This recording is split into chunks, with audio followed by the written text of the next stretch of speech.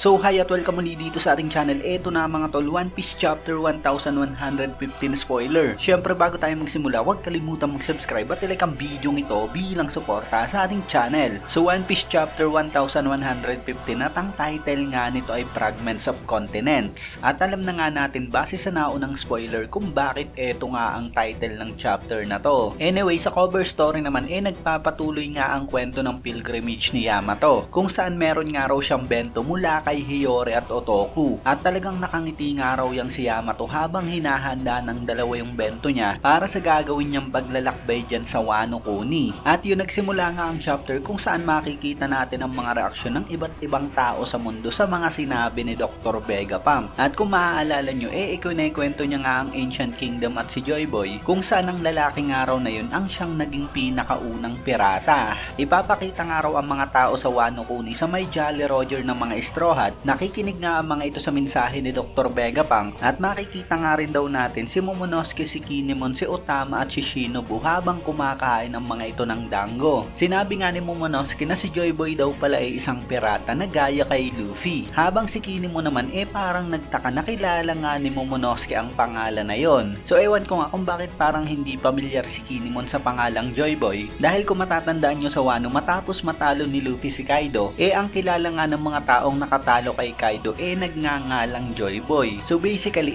talagang sikat na nga sa Wano ang pangalan na yon. Anyway, cut naman sa Marine G4 Base Prison kung saan ipapakita nga raw si Demaro Black at ang crew nito na nakikinig nga rin sa mensahe ni Dr. Vegapunk. At kung maaalala nyo, sila nga yung gumaya sa Straw Hat Pirates sa Sabao de Archipelago. At ang matindi nga mga tol, ang ginagaya naman nila ngayon walang iba kundi ang Kid Pirates. At sabi nga ng mga peking Kid Pirates na yan, sino ba raw ang mas malakas, si Joy Boy ba raw o ang captain nilang si Kid? Sagot naman ni Demaro Black bilang fake na si Kid, napaka-unfair naman daw nun since patay na nga raw si Joy Boy. So talagang wala nga magawa ang pirate crew ito dahil kahit na nga nakakulong na sila talagang nanggagaya pa nga rin sila ng mga pirata. So patuloy nga lang daw ang nagiging pagbo-broadcast ni Dr. Vegapunk habang makikita nga raw natin na patuloy ding tumatakbo si Luffy, si Dora at si Brogy. Sabi nga ni Dr. Vegapunk para ma-explain kung bakit si Joy Boy ang tinawag na unang pirata, kailangan niya nga raw sabihin ang patungkol sa Void Century. Nabasa niya nga raw ang kaunting bahagi ng Poneglyphs, pero ang kabuuan nga raw nito naglalaman ng naging napakatinding laban sa Void Century. At ang kalaban nga raw ni Joy Boy nung mga panahon na yun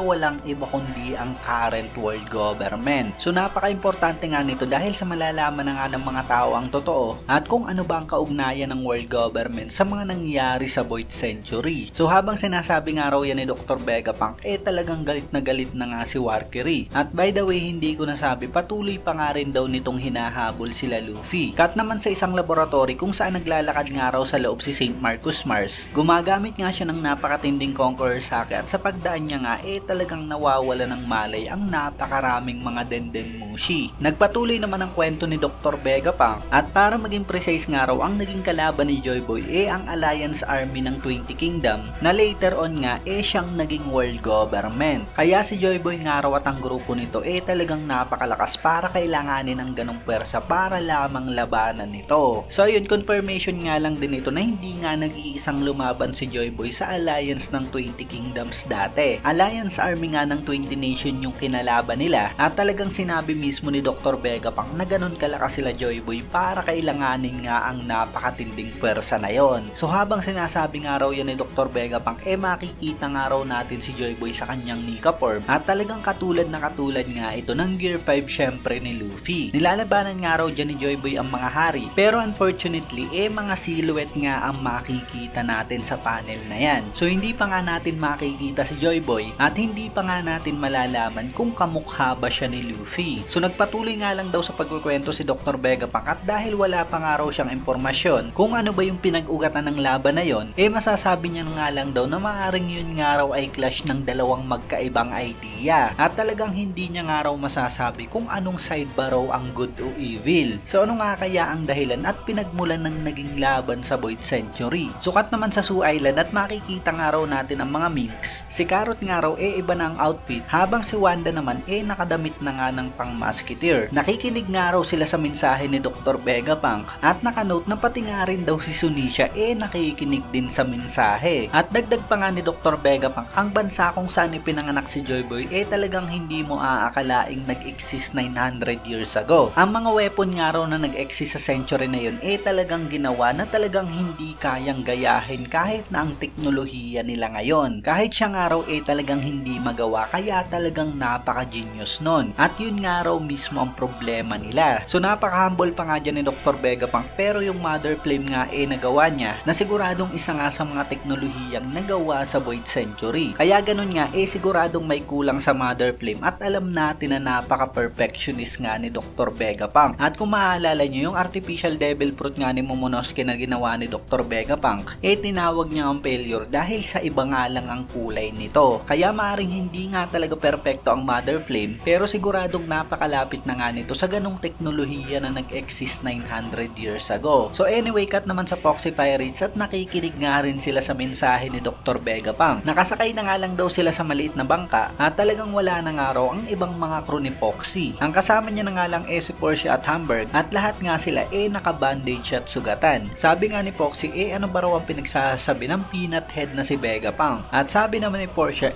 gutom na nga raw siya. Sukat naman sa Egghead Island kung saan sinabi nga raw ni Edison kay Stussy na tumakas na nga raw ito. Wag na nga raw nitong alalahanin pa ang barrier dahil sa useless din naman daw ito pagdating sa mga Gorosei. So eto na nga rin talaga yung pagkakataon ni Stussy para makatakas nga dyan sa Egghead Island. Sukat naman kila Nami kung saan sinabi nga raw nito na talagang kailangan na nilang magmadali dahil sa yung marine battleship nga raw talagang pinapalibutan na yung barko ng mga giant. At ang magandang balita makikita na nga natin si Zoro at Jinbei at malapit na nga sila sa Thousand Sunny. Kaya ayun, maaaring sa susunod na chapter makababa na nga talaga agad sila at ma-reunite na nga sa iba pang mga Straw Hat. Balik naman kay Stussy kung saan kinakausap nga nito si Kaku. Malungkot nga ito at sinabing hindi niya na alam kung ano ang gagawin niya dahil sa wala na nga raw ngayon ng Stella at nawala na nga rin daw yung purpose niya sa buhay. So tingin ko nga talagang malaki pa ang gagampan ng papel ni Stussy sa kwento, lalo pat clone nga siya ng dating Rox Pirates na si Miss Buckingham. Kaya tingin ko nga tatakas pa nga rin siya dyan sa Egghead Island. Maaring tulungan niya nga si Kaku at siguro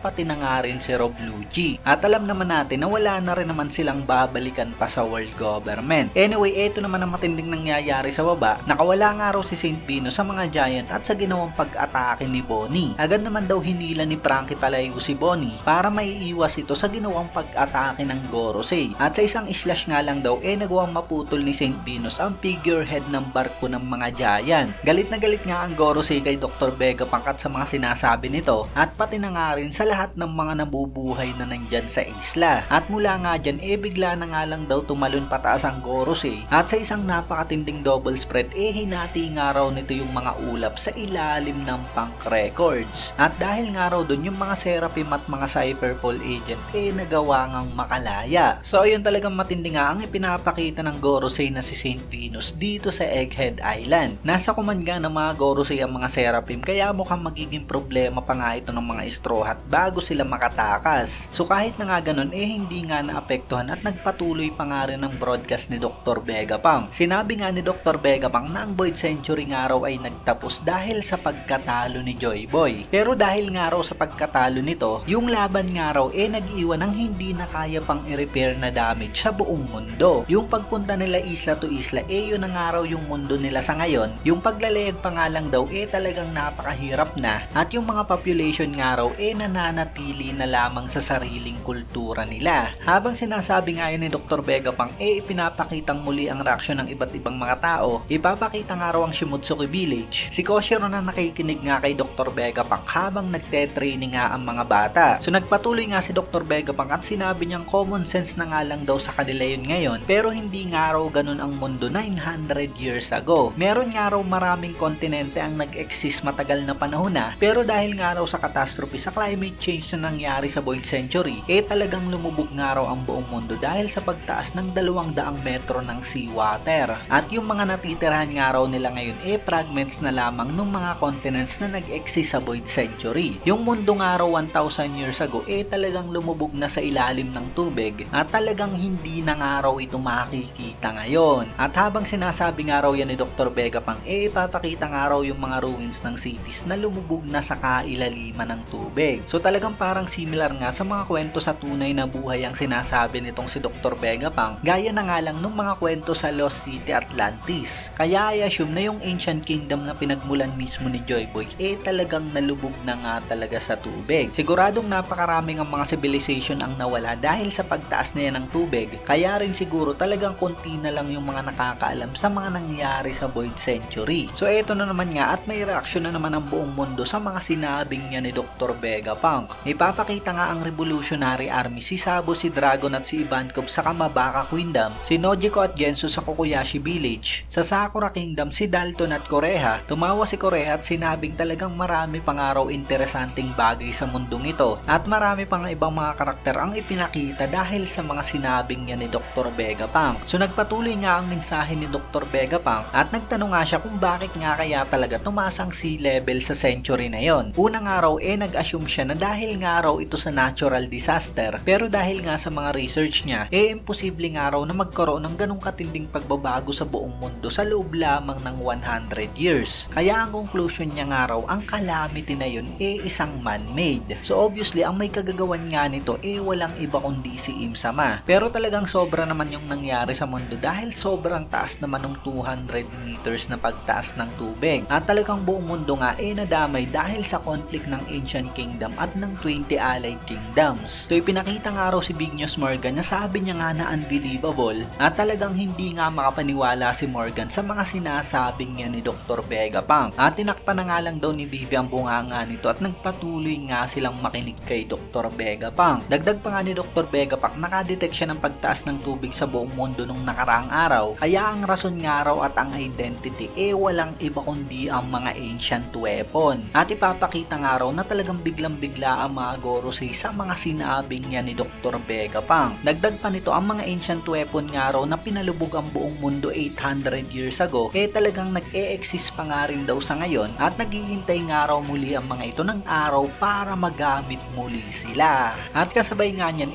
ipapakita nga raw si Im-sama sa Marijua. Silhouette pa nga rin daw ito habang nasa flower room kasama ang mga paro-paro. At nagtapos nga raw ang chapter kung saan sinabi nga raw ni Dr. Vegapunk na ang napakatinding gera nga raw na nag-exist sa Void Century talagang hindi pa nga raw natatapos. So ayun mga tol, talagang napakatindi nga ng mga revelation ito ni Dr. Vegapunk sa buong mundo. Kung nasa mundo ka nga ng One Piece at isang ordinaryong tao ka nga lang, isang napakatinding bangungot nga nito. Basically talagang wala kang magagawa sa napakatinding gera na yon at para bang sinasabi ni Dr. Vegapunk na maaaring tumaas muli ng 200 meters yung seawater. So pag nangyari nga muli yun, baka talagang red line na nga lang ang matira sa mundo. So mga ancient weapon nga talaga ang dahilan ng pagtaas ng tubig dagat. Alam natin na yan nga mga teknolohiya na nagmula sa Ancient Kingdom at base sa mga pangyayari mukhang ginamit nga ito sa masama kaya gano'n na lamang ang naging epekto sa mundo. So ayun, let me know sa comment section below kung ano ba ang reaction nyo sa napakatinding chapter na to. Grabe mga tol yung mga revelation ni Dr. Vegapunk at ang matindi nga dyan mga tol wala tayong break next week. Isang linggo nga lang yung hihintayin natin kaya ayun, kung nagustuhan mo nga ang video to, huwag mo sana kalimutan mag-iwan ng like dahil napakalaking tulong na yan para sa ating channel. Maraming